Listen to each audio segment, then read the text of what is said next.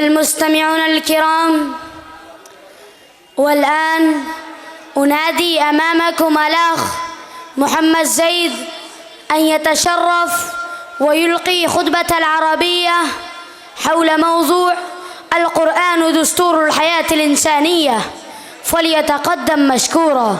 الحمد لله الذي أنزل الكتاب على عبده محمد النبي الأمي ولم يجعل له عوجا، وأصلي وأسلم على عبده ورسوله وعلى آله وأصحابه أجمعين، أما بعد، فقد قال الله تبارك وتعالى في القرآن المجيد: إنه لقرآن كريم في كتاب مكنون لا يمسه إلا المطهرون، صدق الله العظيم. وقال نبينا وسيدنا صلى الله عليه وسلم: خيركم من تعلم القرآن وعلمه، أو كما قال عليه الصلاة والسلام.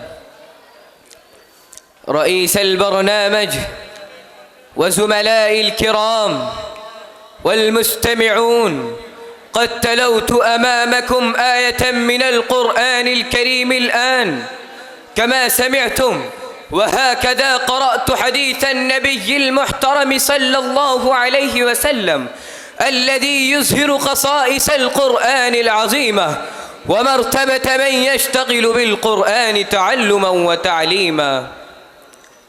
إخواني في الدروس، إني أود أن أسعد بتبيين فضائل القرآن، وأحظى بأن أكون رطب اللسان بذكره الكريم.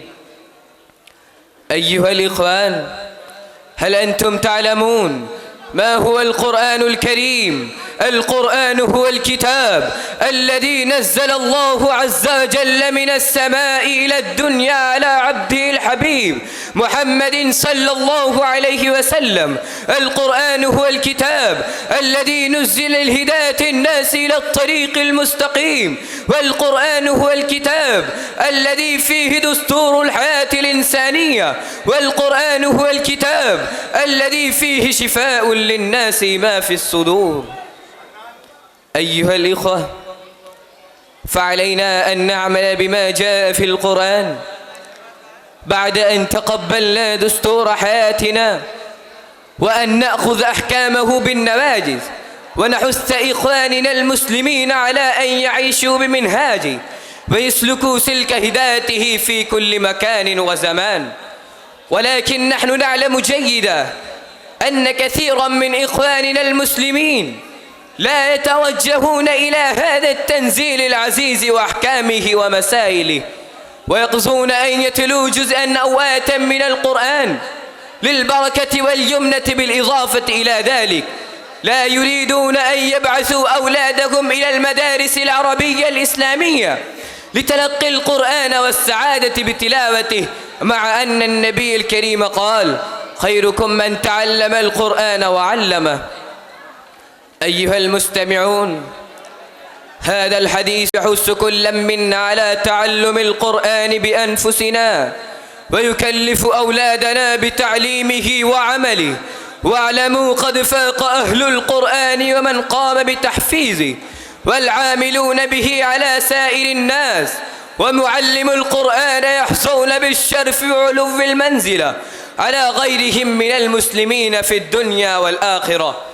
ألا تعلمون المثل الذي ضربه رسول الله صلى الله عليه وسلم لمن حفظ القرآن ولمن لم يحفظ، لحث أمته على حفظ القرآن بعد الإيمان به والاهتداء بنوره بعد الاعتقاد به؟ فيقول النبي الكريم: مثل المؤمن الذي يقرأ القرآن مثل الأترجة ريحها طيب وطعمها طيب، ومثل المؤمن الذي لا يقرأ القرآن كمثل الريحانة ريحها طيب وطعمها حلو، ومثل المنافق الذي يقرأ القرآن كمثل الريحانة ريحها طيب وطعمها مر، ومثل المنافق الذي لا يقرأ القرآن كمثل الحنزلة ليس لها ريح وطعمها مر. إخواني، إلى أين نذهب؟ وكم مدة نتغافل عن القرآن؟ متى نلتفت إلى الله وإلى كلامه؟ تعالوا إلى كلمة التوحيد فنتضامن ونتوحد ونكن محببين لدى الله. وبذا أختتم كلامي، والسلام عليكم ورحمة الله وبركاته.